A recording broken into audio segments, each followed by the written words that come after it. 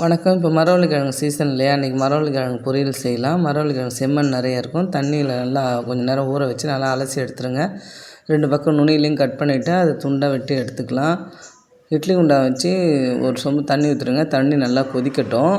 நடுத்தட்டு வச்சு இந்த கட் பண்ணி வச்ச மரவள்ளிக்கிழங்கெல்லாம் வச்சுருங்க. வச்சுட்டு கல் உப்பு அது மேலே அப்படியே தூவிடுங்க. தூவிட்டு மூடி போட்டு மூடிட்டிங்கன்னா ஒரு 15 நிமிஷம் சிம்முலேயே இருக்கட்டும். ரொம்ப தீ வைக்காதீங்க. அந்த ஆவிலே நல்லா வெந்துடும். My home flavours of love சேனலில் லைக் பண்ணுங்கள், சப்ஸ்கிரைப் பண்ணுங்கள், ஷேர் பண்ணுங்கள். இப்போ பாருங்கள் 15 நிமிஷம் திறந்து பார்த்தா நல்லா வெந்துடுச்சு. நல்லா வெடிச்சு இருக்குது இந்த கிழங்கு ஃபுல்லாக. இப்போ தோல் எடுத்து அழகாக சின்ன சின்னதாக கட் பண்ணி எடுத்துக்கலாம். வானல் வச்சு எண்ணெய் விடுங்க. எண்ணெய் காஞ்சதும் கொஞ்சம் கடுகு போடுங்க, கொஞ்சம் உளுத்தம்பருப்பு ஒரு ஸ்பூன் போடுங்க. உளுத்தம்பருப்பு வந்து ஆப்ஷனல் தான், வேணான்னா விட்டுடுங்க.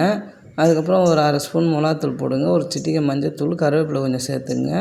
உப்பு வந்து ஏற்கனவே சேர்த்துடணும் இல்லையா, அதனால் கொஞ்சமாக சேர்த்தா போதும். ஒரு பிஞ்ச் ஆஃப் உப்பு போட்டு இதை நல்லா மேலே கீழேயும் கிளறி எடுங்க. ஒரு 2 நிமிஷத்தில் நல்லா அழகாக அந்த வெடிப்பு வாசனைலாம் போயிடும், மிளகா வெடிப்பு வாசனைலாம். இது கொஞ்சம் தண்ணி 2 கை தண்ணி தெளிச்சிங்க, அப்போ தான் அந்த மிளகாத்தூள் அது நல்லா சேரும்.